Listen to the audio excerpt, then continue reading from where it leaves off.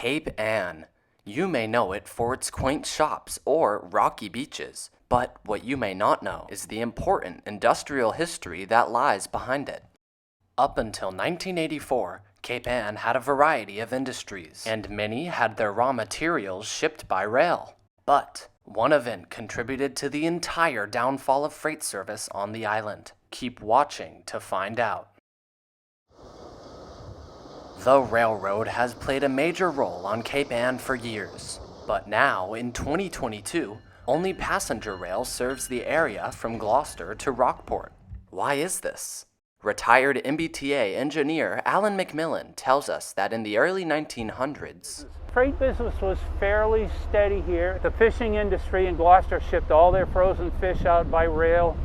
There was the Cape Ann anchor in Gloucester, which made ship anchors, and virtually every station in America that had a public delivery track, a station of any consequence, and this track here was a public delivery track. Anyone could have a carload of freight shipped here and unload it. Like in the old days, if you were moving from Rockport to California, you could put all your furniture in a boxcar and have it shipped. It would probably take 2 weeks to get there or more. But every town of any consequence had some kind of a crane to unload freight from a public delivery track. Very intriguing, Alan. Now, I must ask, were there any industries that really stood out amongst the others? Well, the main thing here was the Cape Ann Tool Company. Cape Ann Tool Company, it's down at Pigeon Cove. They brought in a lot of iron and steel by rail to be processed in that plant. By the way, Lindbergh's airplane, the Spirit of St. Louis, the engine block for that airplane was cast at the Cape Ann Tool Company. Another piece of history people don't know about. I had no idea. You know, here's a question right back at you, Alan. I've read a lot about how towns in the United States once used the railroad to ship their mail. Did the same thing hold true for Rockport back in the day? Once upon a time, there were over 3,000 railroad post office cars traveling across America 7 days a week. If the train was stopped in the station, they would collect mail and sort it in that car, bag it, and drop it off at stations. And there was a slot in the side of the car that looked like the mail slot in your front door. If you dropped a letter in that slot, instead of being postmarked Rockport, Mass., it would be postmarked RPO, train number 2510. RPO stands for Railway Post Office. 3,000 of these cars operated around America between all major cities. There was a thing on the side of the car called a mail catcher. It would stick up and the train could go by at 60 miles an hour and yank a bag of mail off a mail crane at the station. That ended on June 30th of 1977 when the post office eliminated all. They were gradually getting rid of postal routes. But that's a part of the history here too. You could once come down to the station, drop a letter, and if your letter was going from Rockport to Beverly, say, they would postmark it right here on the train, put it in a bag, and drop off at Beverly.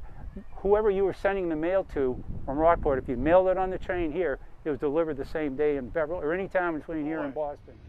Let me ask, how did other freight hauling modes compete with the railroad's mail service? And it said, in 1949, the railroads received $24 million a year for carrying 94.7% of first-class U.S. mail. Airlines received $52 million for carrying 5% of the mail. And today, the mail is still shipped by rail, but it's only bulk mail, like catalogs and that sort of stuff. In fact, there are dedicated mail trains running across America today, but they're sealed containers. They're not, there's no mail sorting done on trains anymore. Wow. Clearly, there was a robust freight industry in Cape Ann. But how did it end? It continued up until November 16th of 1984.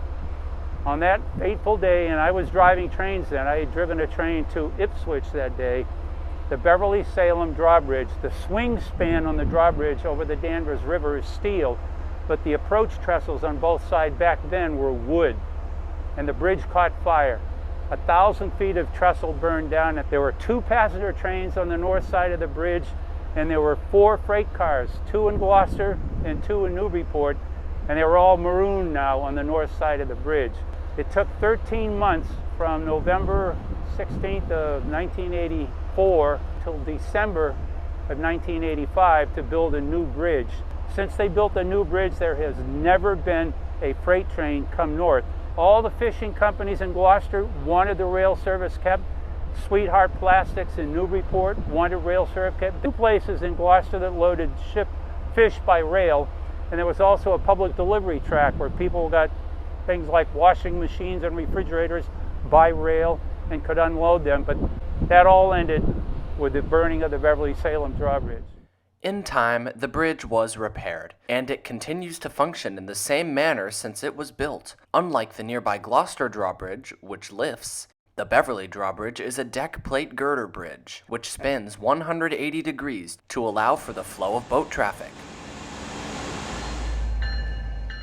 Since the fire, commuters have continued to flock to Cape Ann's quaint shops and rocky beaches, but freight service never returned north of the bridge, except for once.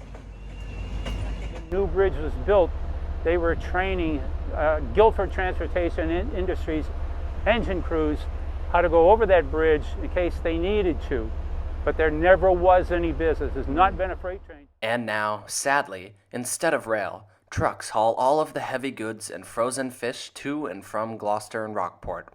The closest a freight train ever gets to Cape Ann these days is in Salem, 25 miles south where they serve a factory in Peabody. Very rarely does this train cross north over the Beverly drawbridge. Thank you for watching episode 2 of the Relics of Rockport. Keep an eye out for episode 3, where we will learn about Mr. McMillan's life on the railroad.